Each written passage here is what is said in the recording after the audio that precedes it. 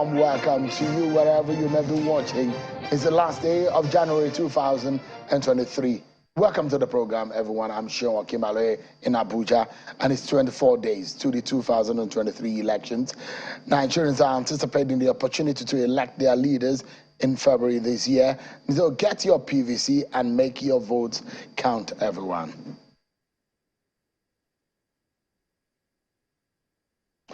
Because you have just few days before the expiration of the window created and extended by INEC for the collection of permanent voter cards. Now, quickly, let's tell you that in what looks like a giving in to the federal lawmakers' pressure, the governor of Central Bank, Mr. Godwin Emefiele, today finally appeared before the members of the House of Representatives scrutinizing the activities and policies of the Apex Bank. Today, the central bank governor said banks will continue to accept the old Naira notes even after the deadline for swapping with the newly designed currency notes.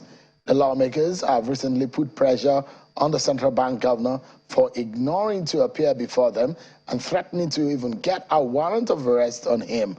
But let me allow you to listen to what the CBN governor said and the response of the majority leader of the House of Representatives at that hearing today. Let me apologize for my inability to be here.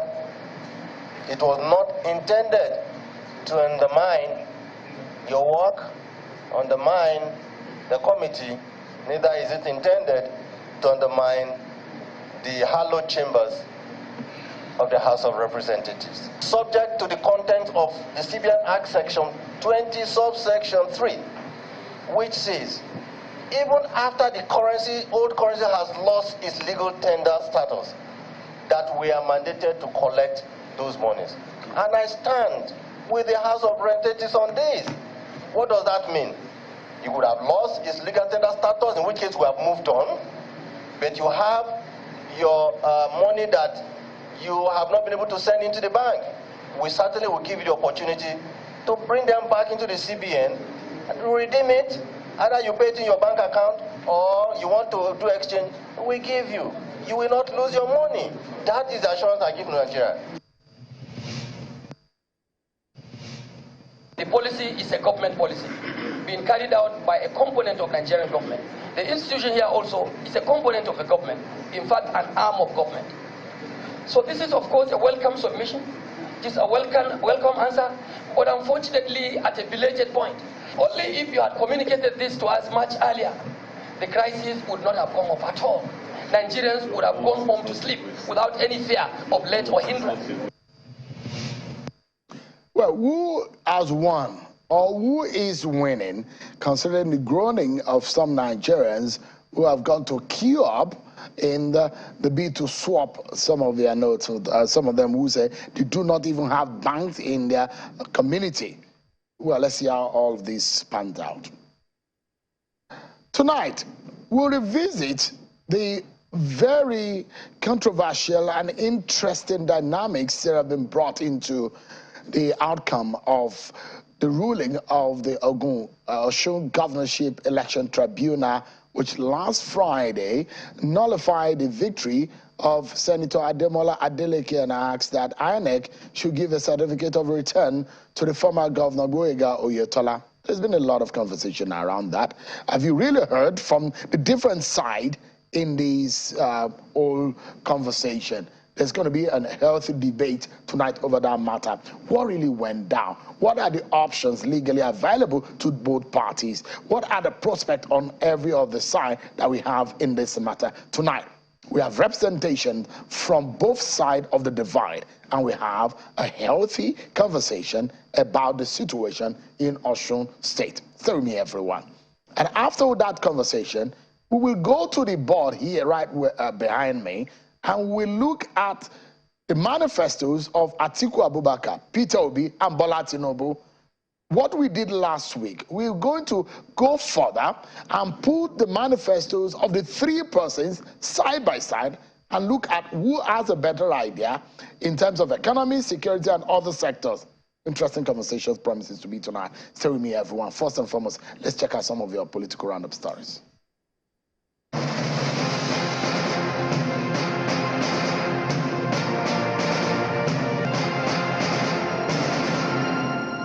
The presidential candidate of the All Progressives Congress, Senator Bola Tinubu, today took his campaign to the southeastern state of Anambra. Mr. Tinubu promised the people to make Anambra State an industrial hub if elected president.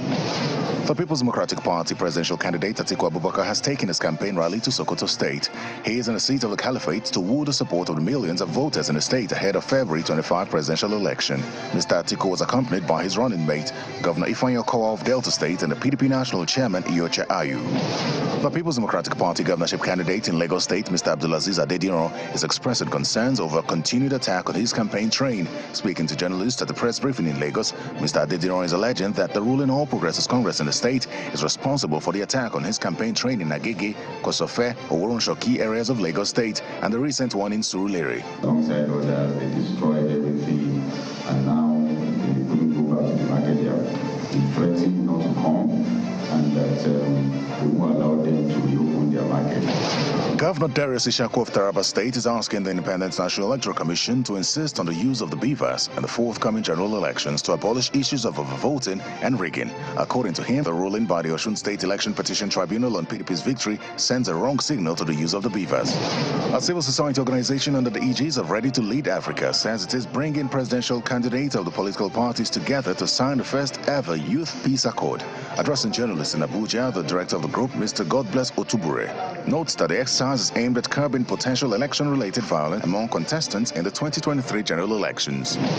The Independent National Electoral Commission seems not to believe in any stone unturned in efforts to perfect logistics arrangements for the elections, as the chairman of the commission says the days of excuses are over.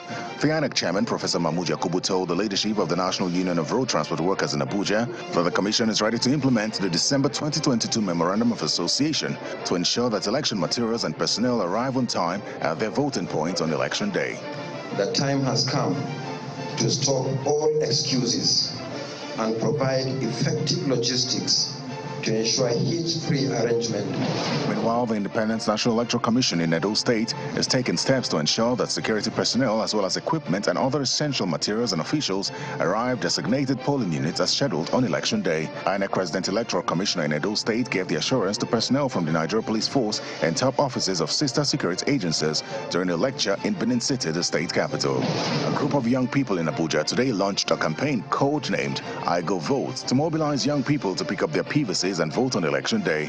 The group believes strongly that if the over 39 million young people who registered to vote come out to cast their ballots on election day, they will determine who will emerge as president, governors, or lawmakers in the 2023 general elections. All the young people should please come out and vote. Your vote will definitely count. Don't be indifferent. If people don't turn out to vote, no one is going to get into office. So they really should come out and exercise their franchise. And the governorship candidate of the Action Alliance in Ogun State, Samuel Olufemi Adeyemi, has promised to explore the late sage Chief Obafemi Awolowo School of Politics of Welfareism, which centers on the emancipation of the sufferings of the masses. He made the promise at the AA Party Secretariat in Abeokuta, the state capital, while unveiling his program of action.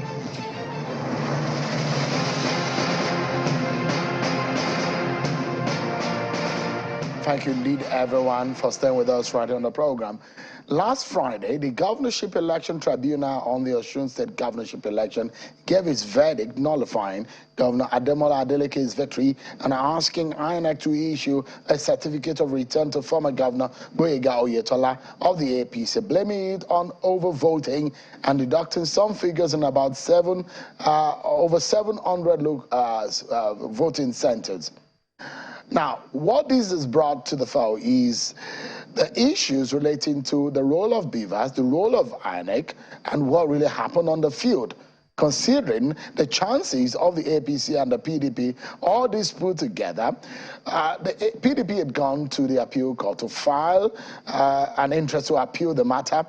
But how will this all pan out? What is happening on the ground? What are the legal angles to all of this? What is the APC or the PDP? What are they saying about these issues? Let's get perspectives onto this one. I'm being joined by Mr. Hashim Abioye, who is a lawyer and on the team of the Senator Adeleke, the governor of Osun State side of the divide. He joins us virtually live from Osogbo. And from our Lagos studio is Mr. Oloruntomi Loba Olagunju also a lawyer on the side of the former governor, Boyega Oyetola. Thank you so much, gentlemen, for joining us tonight. Let me begin with Mr. Hashim Abioye, who joins us from Osogbo. A lot of commentaries that we have heard about this matter, Mr. Abioye, the fact that there was overvoting. In fact, we saw a statement from the governor today that he did not forge, because that was also part of the ruling, that there was some kind of forgery about the certificate. At the time that the governor got the certificate, there wasn't like anything like Osun State. What is the reaction coming from your side in the defense on this matter? On this matter. On this matter. On this matter. On this matter.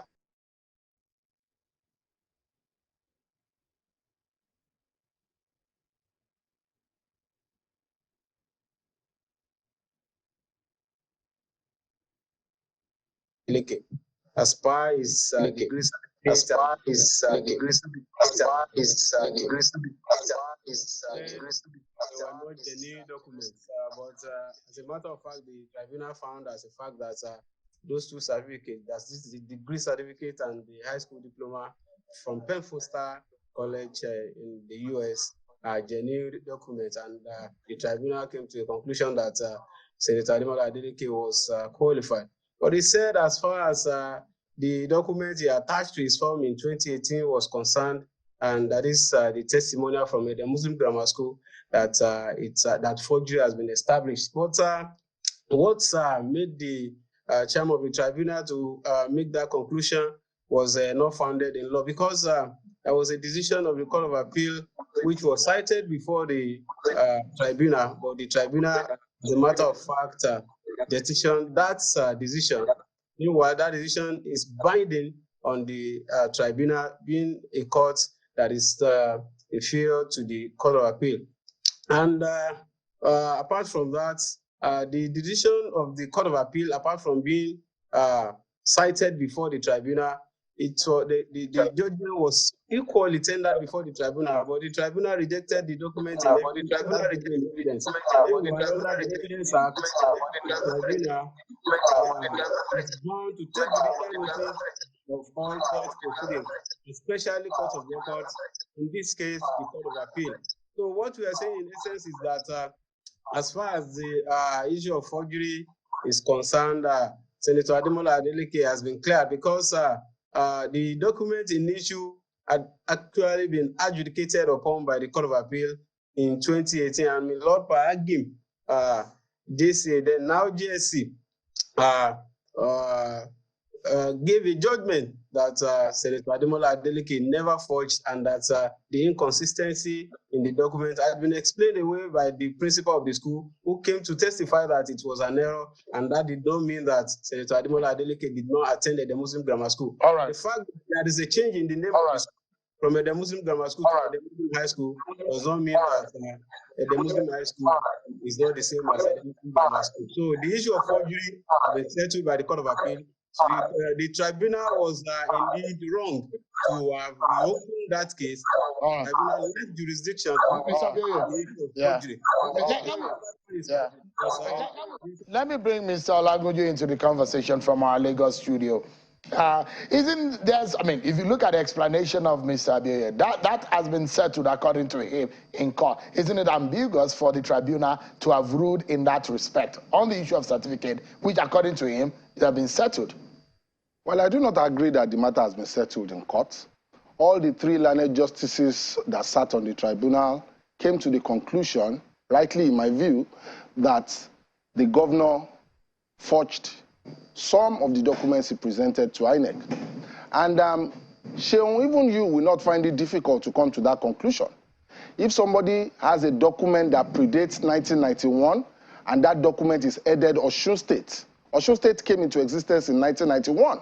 So if anybody has a testimonial or any certificate that bears Osun State before 1991, it should not be difficult for anybody who is not a lawyer to come to the conclusion that that document must have been a forgery. Mr. Abioye said the Court of Appeal had settled the matter. I do not agree that that is the situation. a document was presented before the tribunal, which the tribunal rejected in evidence. So it is not possible for the tribunal to rely on a document that it has rejected in evidence. So it is wrong for Mr. Abioye to say the Court of Appeal had resolved the matter. My understanding of what transpired was that there was a case between Senator Adeleke and some other people, and the holding of the court was that the allegations were not proved against him. That does not preclude any other person from proving that same allegation. If Mr. Ashim Abioye was stylishly referring to the doctrine of res judicata, it binds parties to the suit in which a decision was reached. In this case, there has not been any decision in any case involving Governor Etola and Governor Adeleke on the issue of his certificate. It was very easy for the tribunal to come to the conclusion, and this decision was unanimous, that if you have a document that predates 1991 that bears Osun State, that document could not have been genuine. So I'm happy that my learned friend, Mr. Ashim Abioye, concedes to the fact that there are inconsistencies in the certificate of Senator Adeleke.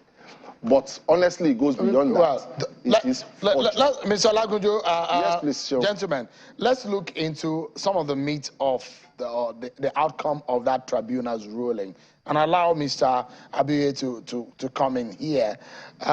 There was an establishment of the issue of overvoting, and that's why the trial court had gone ahead to deduct votes from the over 700 polling units, and same applied and discovered at the end of the day that Senator Adeleke has lesser votes to former Governor Oyetola.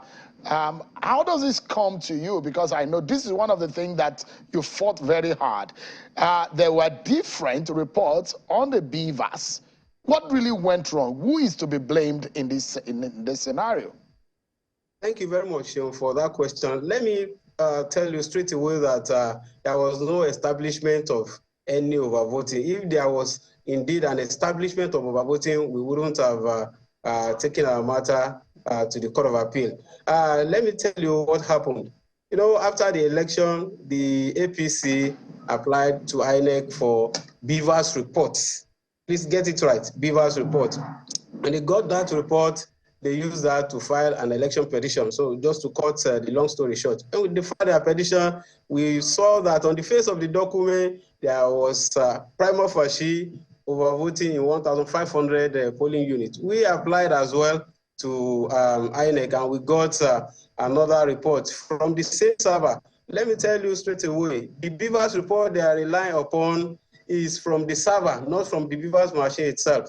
So now we got another one from the beavers machine, from the server as well, which showed overvoting prima facie in 100 polling units or so. So as a result of that, the explanation that INEC gave was that transmitting the results from the beavers machines themselves to the back-end server require internet. So, and that the beavers machine did not require any internet to function as in to capture information on the day of the election for the purpose of accreditation. It only requires internet network to transmit the information already captured in the beavers machine to the back-end server. So if you want to talk about any report at all, any establishment of overvoting at all, you recall to the beavers machine itself. Now what we did was that we applied to the tribunal for an order of inspection, which the tribunal granted, for us to inspect the beavers machines themselves, which we did. And from the inspection, we were able to place before the tribunal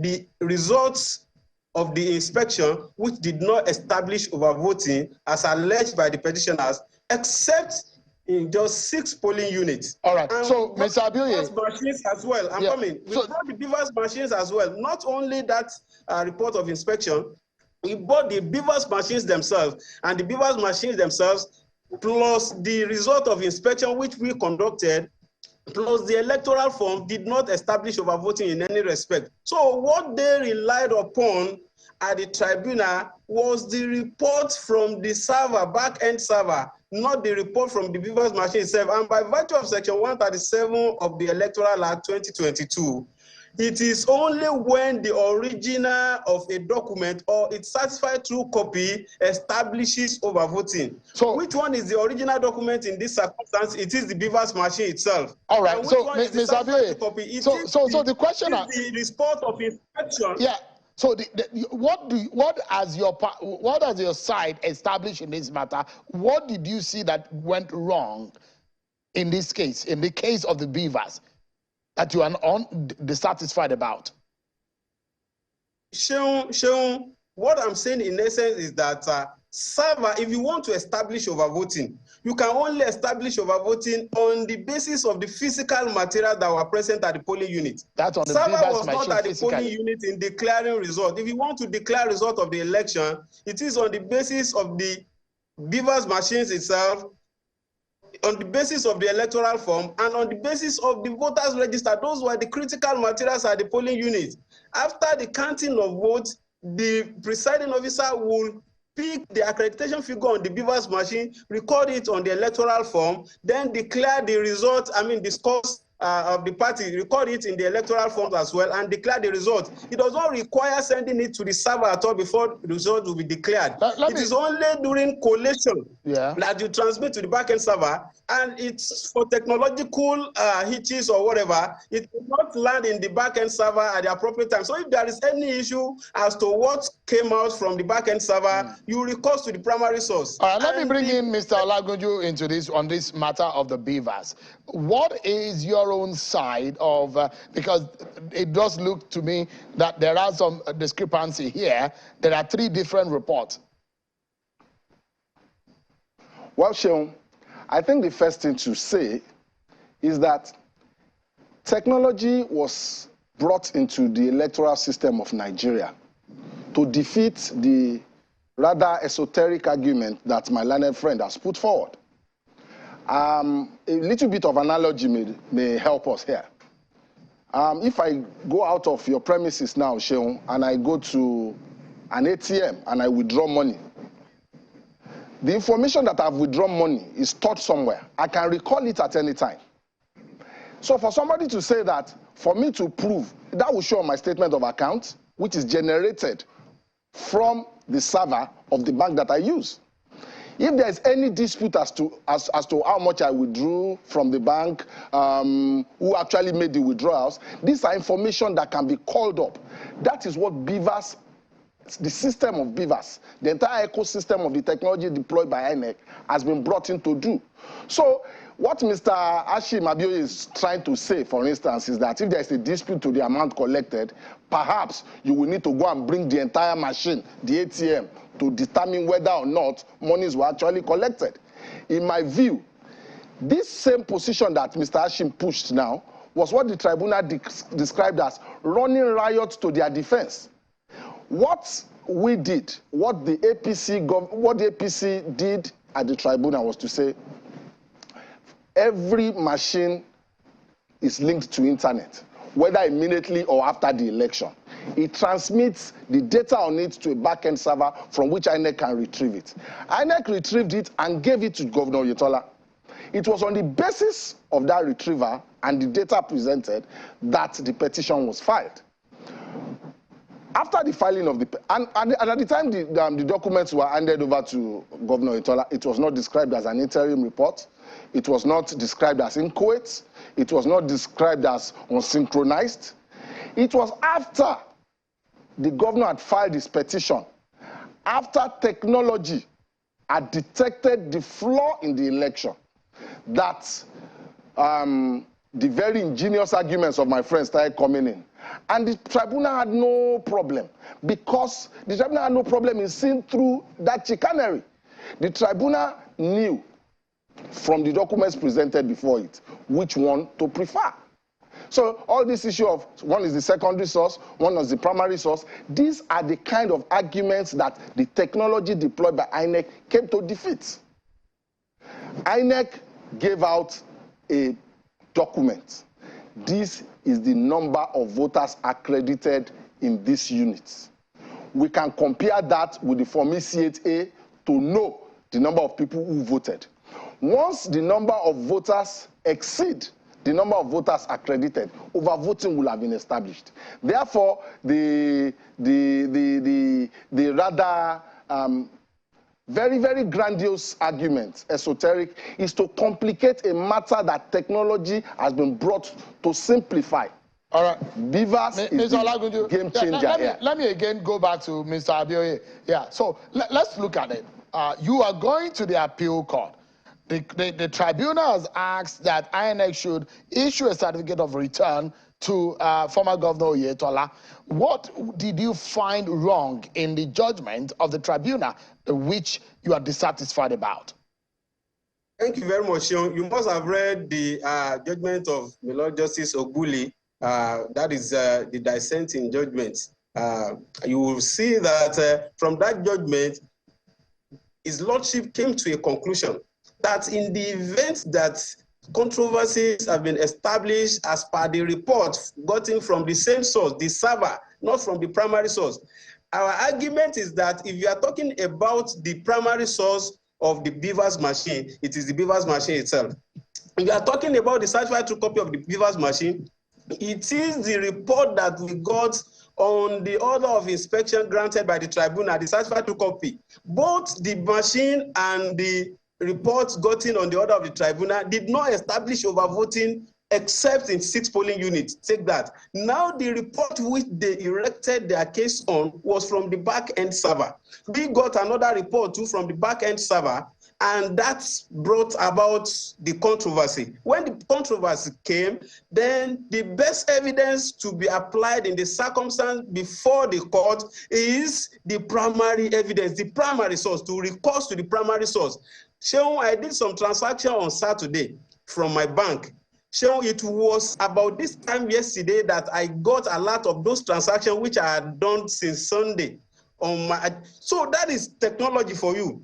All right. And if you read the decision of the Supreme Court in Inyesom Wike and Peterside, you will see that this was the premise upon which the Supreme Court set aside the decision of the Court of Appeal and the trial tribunal.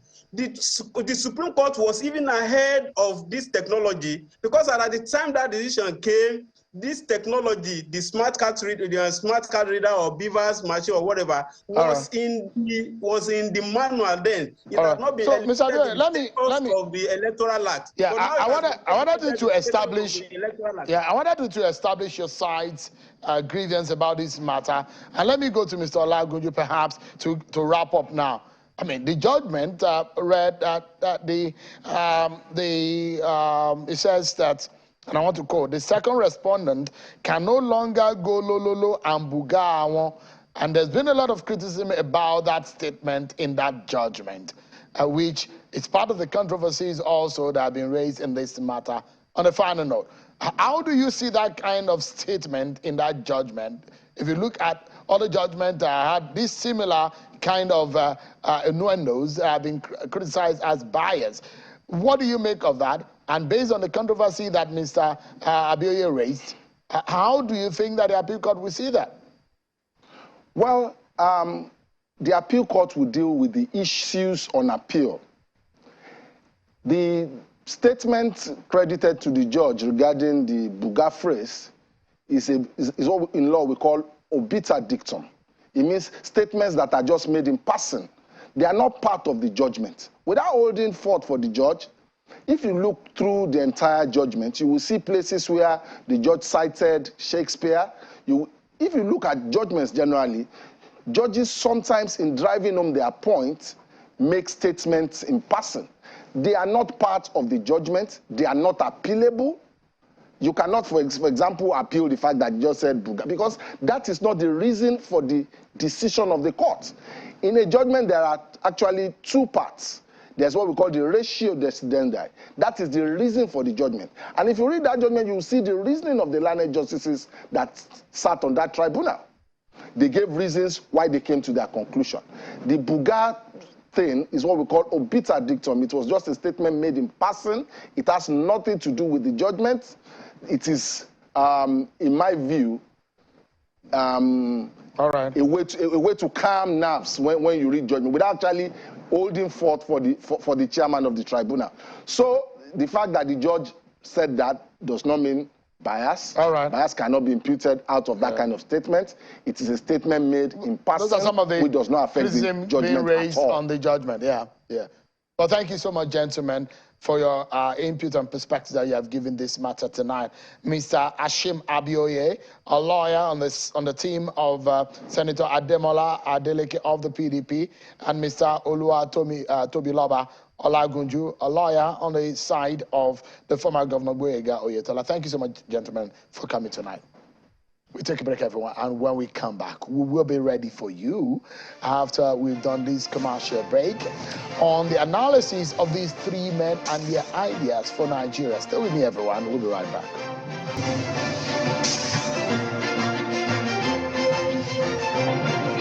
Thank you so much, everyone, for joining us. You remember last week, we did a lot of analysis. We, in fact, spent the whole program trying to make sense of the manifestos of the three candidates that we selected to analyze. That Peter Obi of Labour Party, Bola Tinubu of the APC, and Atiku Abubakar of the PDP. But tonight, what we are going to do is to put their ideas and their manifestos side by side and look at which of them you need to, as a voter, make your choice with, and look at who has the best ideas for your choice on the 25th of February 2023. So I'm being joined by the co-founder of Budget, Mr. Seun Onigbinde. Thank you so much indeed, and it's good to have you back on the program tonight. It's a pleasure. Thank you so much. It's eaten up. We're just about 24 days away to the election. Yeah, let's dive into it. And so we're looking first and foremost about their philosophy. Yeah. What are these telling us? Side by side, we're seeing these three philosophies. What do you make of it? So we start with the philosophy of Atiku Abubakar, and we said that it's pro-business. He wants to make sure that the private sector is a key driver, and I think it's focused on the small businesses, restructuring, and most especially expanding opportunities and growth. So a pro-business, a private sector guy. Even on health, on education, a lot of his policies and commitment on that we need to let private sector be the engine of growth. When you're taking on Bola Tinubu, there's a huge push on private sector, but he also wants to spend big. He believes the government needs to spend big, that orthodoxy, with the economy orthodoxy around the fact that we need to raise interest rate to fight inflation, and all of those things have to be heavily questioned. So big on spending, a lot of interest in rapid and scalable industry, investment in infrastructure, and also focus on agriculture. So he's trying to also build these agricultural clusters across his geopolitical. So the same thing when you see Mr. Peter Obi also mentioned agro clusters across region. And like you will say, it's big on reducing cost of governance, dedicated a whole food page into cost of governance, streamlining and saying even that we need to streamline personnel cost. There's no reason why someone in another agency and another person agency are earning a disparate size of amount of money. And also talk about rebuilding Nigeria's production engine. And I think when you look at the three of them, it's like people say it's the economy stupid. This is what they center their conversations upon as people. But if you dive deeper, if you dive deeper to the economy, which is the next page, you will say that...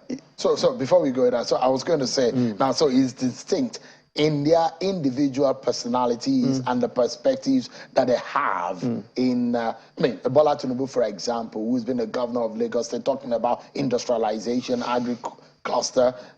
Peter Obi had made it clear that he wants from production that Nigerians need to produce what we consume. But Atiku has made it clear in 2019, he said it, that he wants privatization and the private sector to take a lead in all of that, perhaps lead us into the issue of economy. So we know for sure, side by side, Nigerians can know which and how these candidates stand, isn't it? Yeah, because... Does it affect the economy, that philosophy? It affects, because if you look at Bola Tinubu, is big on continuing what the current president is doing. Spend big on infrastructure, make sure that you put a whole lot of people behind it as an engine of growth. And I don't know where the revenue would come from for that kind of out leader that is promising. The spending that he's pushing forward, because, I mean, we know that There is a bill in the National Assembly to securitize around 23 trillion naira. So we don't know, and that's also fallout of the huge spending that President Muhammadu Buhari's government has done. He has a huge experience in the finance sector, right? Yeah, and I think maybe he has some ideas that we do not know about. Maybe we do not know, and also has an experience in raising taxes. I mean, growing Nigeria was one of the biggest points in Lagos. So maybe something is going to happen in the non-oil taxes that we don't know yet. Maybe there's some levers that are grossly inefficient that we have to do. But you see that he's big on youth unemployment. He wants to drive the economy at 10% growth. Nigeria has never grown above 7%. So if that's going to be some miracle. That's going to be a miracle. And it means that an annual growth of 10% is a very few frontier economies that have been able to drive What is IMF projecting? What is Nigeria projecting? We're projecting around 3 to 4%. So Tinubu says he wants to do 10%. And I think, and you know that we had a slump. So it's like you're coming from a slump and you're going up. There's still an opportunity for you to grow big. But now he wants to do 10% on an annual basis. He's not climbing. He wants us to fly. He wants us to fly. That is a whole lot. And it's the same thing if you look at Atiku and interrogate her deeply. He wants to make sure that our GDP per capita gets it to $5,000 by 2030, which means you want to double the quality of mental standard of living within a period of 7 years. That is a whole lot of work. He also wants us to fly. Yeah, he wants us to fly. Instead of GDP growth. Yeah, because it means that you are going to, what the implication of what is said there means that we have to grow around 13% annually if we're going to be able to. Are they realistic though? It's people talk about people govern in prose, they campaign in poetry. There's a lot of poetry in all of these things, a lot of buzzwords. And it's the same thing that I want to ask about, even the fact that, and some possibilities like 2.5% for FDI, which comes to somewhere around 10 billion, you should be able to do that annually. But Peter Obi also made a whole lot of promise too. He wants to shift off from consumption to production as an economy. And he also wants to diversify the economy for engine growth. There was a big push on export. And I think if one was listening to him over time, he's big on the fact that we consume a lot. We need to be an economy, that an export engine, and we need to be a production economy. Same thing Bola Tinubu was saying. Same thing Atiku also said. Yeah. But I think Peter Obi had a strong emphasis on that. In the last 2 days, Bola Tinubu has been hammering on he told them in Abia State, he told them in Anambra State that he's going to make them a hub for industrialization and trade and commerce. So he said that in those two southeastern states, perhaps. I mean, if you go to Abia State, where you have Aba as a major trade hub in the country, I mean, if you tell them that kind of message, it will resonate, isn't it? And Anambra State, you have you have a lot of companies like Inosing and the rest. I mean, when you tell them that you want to make an industrial hub, it does sound good, isn't it? Yeah, I think that's the pathway for Nigeria's growth. We cannot leap because services is a chunk of our GDP. It's not providing the kind of jobs in terms of numbers that we want. Industrialization and scalable agriculture is what we have to do in some sort of way and put a mix around that area. And I think for that emphasis on industrialization, and it's also been an outlet in resolving youth unemployment, it's something that cuts across, but it does have different approaches when it comes to it. The political economics of it is my problem. That all of these promises are very good. I could make promises to you, Sheil, that I will buy you this, I will get you that, but do I have the wherewithal to be able to do it? That's a big question. Make Nigerians happy, but do they have the wherewithal? Do we have what it takes to be able to change these things around within this frame of time that they have given? There's a fiscal space you have to engage, and that takes us to the next page. Because when you look at the monetary and fiscal policy to pull forward, we're a country where FG revenue is around 5 trillion naira in the last few years, maybe sometimes even a little bit less than that. We're spending around 14 trillion naira, I mean the federal government alone. The question is, there's a huge gap that has been taken from borrowing from domestic and international market, and the rest the CBN has been supporting in that regard. There is not a lot of room for the federal government to be able to apply on these things. That's why there should be a big conversation about where does the private sector come in play on all of this. Because the more you keep getting government to do things, one, government is very inefficient in allocation of capital. And the second challenge you will have is also that if you're putting a lot of money into space that are not asset-backed, it will lead to inflation and deterioration of the policy. So, I mean, how deep are we in terms of monetary policy and our circumstance as a nation when it comes about monetary policy and fiscal policy also put side by side? How are we doing? So now, because I'm asking this question so Nigerians can understand just how deep we need to move out and the promises that these gentlemen are making to Nigerians. If you have to drag someone out of the pit, You need to know how deep that pit is. How deep are we in that pit? For the monetary policy, if CBN is targeting inflation, and is doing that by continuous increases in the benchmark rate. And inflation is in double digits. And inflation is in double digits, not just in double digits, in its 20s. It's the 20s. So it's a problem that if you want to say, I need some fiscal space, because we all got here by CBN doing more than necessary. At several intervention programs. So the CBN even became more important than the Ministry of Finance, something that is not supposed to happen even in the fiscal space. So you had CBN taking... spend the most money in agriculture at some point. That's right. So you have even CBN doing both monetary and fiscal policy side by side. So it's going to be you're going to see that contention about you want to reduce inflation, and at the same time you also feel that government needs to engineer the economy. The question of ways and means, and how we're going to find our means away from the trouble that big question mark has left us, is another one. Anybody who becomes president out of the 18 guys who are running for president is going to have that burden to be able to deal with, isn't it? Because, yeah, it's going to be a big burden. Because don't forget that when we securitize now, then definitely we have to pay interest on those loans. We have to pay back on those loans. That we are suffocating already. Around 80% is used to service debt. What are these guys saying? In comparative analysis. I think he wants to create an infrastructure debt fund. So I think there's a bit of sense in ring-fencing fund for infrastructure. If you're going to use funding coming from the budget to fund infrastructure, it would never be enough. Something the Buhari government has done with the Sovereign Wealth Investment Fund. And it didn't work? It worked to some extent. So you have things that you have like the Second Niger Bridge, the Gossiban Express Road. Those things add a bit of acceleration because you were able to put some funding aside, or maybe you call it MSPV if that's appropriate. Don't use that word. People have gotten in trouble. So. But Tinubu talks about progressive tax regime. There's a huge political economy conversation here around the review of the fiscal allocation formula, which means you want to give more money to states. How feasible is that, even if, as the federal government itself is sweating? And also reduction in the cost of governance, and says it wants to put a cap on government expenditure, which is something I found also interesting. Obi talks about reducing costs of governance, and he made a big point, only one around the Oron-Sire report, that he wants to put down on the table. As a big gateway to get out of that mess. Yeah, because we have close to over 700 government agencies. And so many duplication and so many streamlining that needs to be done. The three of them have very lofty ideas, isn't it? Yeah, they have lofty ideas, but I think you would see a bit of change in terms of Tinubu still wants to be a bit of restructuring inside. Atiku also has some point on restructuring, but if a Tinubu wins, for example, there will be a bit of contention between CBN trying to target inflation, bringing inflation down, and also he wants to also spend big and also engineer us to growth. That's two tough things to do at the same time. Yeah, definitely. But security now.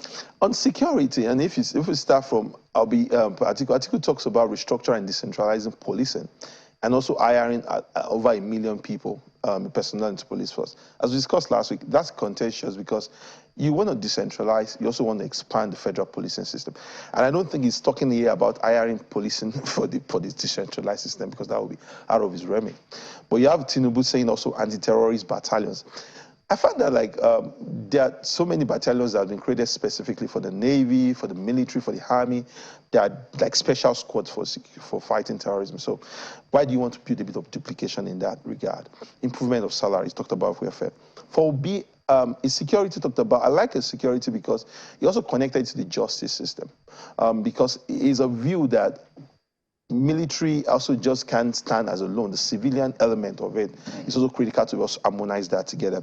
And also it committed clearly. I don't think President Bola Ahmed Tinubu committed directly to state policing, in his manifesto. He didn't make a very, very verbatim commitment to say, I would do state policing. I thought these two guys, Peter Obi and Bola Tinubu, being former governors who have distinct ideas on the tiers of policing in the country. Peter Obi mentioned it. He spoke about improvement of salaries. He spoke about also money to be spent and wondering where these monies will come from. That's a big deal. Employing people, it will cost overhead again. Yeah. Yes, it's a lot. And like I said, a lot of people campaign, but by the time you come down to the numbers, you see it's going to be difficult. This is where most of the big spending will be. And there's a huge chunk of, everyone is talking about increasing our oil refining. Atiku thinks we need to improve our refining capacity to 2 million. We're around 1 million by the time we factor in Dangote, Bua, and what we have currently and in terms of what it could do. And there's also a huge push on private sector driving the infrastructure. We talked about the infrastructure fund being warehoused. For Bola Tinubu, there's a huge point on infrastructure has to be the engine of growth. And I think it's also continuing the APC philosophy, and something close to, what we spoke about last week, that the party itself has a philosophy. The candidate has a philosophy. There's a marriage. So there's a link. And I think if you're looking at linking Bola Tinubu with Buhari's position, is that infrastructure is a key driver. We need to keep spending. Obi also talks about world-class infrastructure. I'm struggling that there was no commitment in terms of numbers on his side. But he talks about power systems, road, rail, air transportation. But I still struggle at the fact that he was a bit vague on what exactly wanted. But does he really connect with the philosophy of his party? Labour Party, to a large extent, it's supposed to be labor-related. I mean, workers-oriented. Does his manifesto reflect all of that? I didn't say that, because you also want to say, and I think that's where a lot of people find conflict, to say, how labor unions could be big on securing jobs, and sometimes it could be highly inefficient, take-home payment, and also even if you affordability of commodities and all of that. If you want to streamline things, I feel on some certain level of cost of governance is great.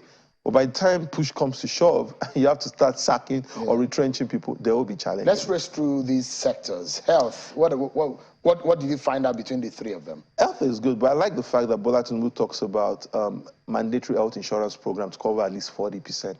But the timeline is what I'm worried about. 2 years. We're around 6%. To take you to 40% is a whole lot of work.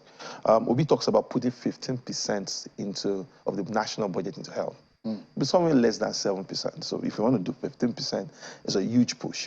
And you also have competing government priorities. Atiku, as usual, talked about transition to universal health, but not a lot of commitment. But he's also big on the fact that the private sector can unlock opportunities for health. But I don't know. Health should be a right. So the private sector handling it. And the UN benchmark is about 15%, isn't it? For education and health.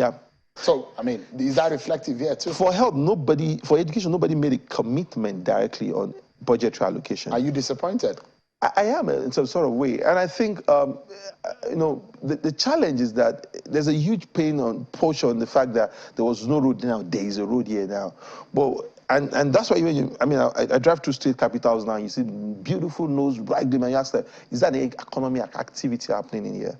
But for someone like Obi on education, he spoke about the fact that we need to rejig the digital skills. He was really big on the fact that young people should have digital skills. And I think it was because of the demography that he's also engaging with. Tinubu had a huge point on the fact that student loans and also the out-of-school children. And Atiku talked about the fact that the tertiary education system needs to be better regulated. All of them have great ideas, and I don't think anybody has anything to start. Obi was great on Siemens. I'm still shocked that Bola Tinubu didn't make a direct categorical reference to this point, because they're just committing a whole lot of money, and there's a huge promise and opportunity there. Obi talks about the solar revolution. Atiku wants to get us the same kind of party that we have with Siemens. And finally, and I think that on small businesses, it's still all there in hanging.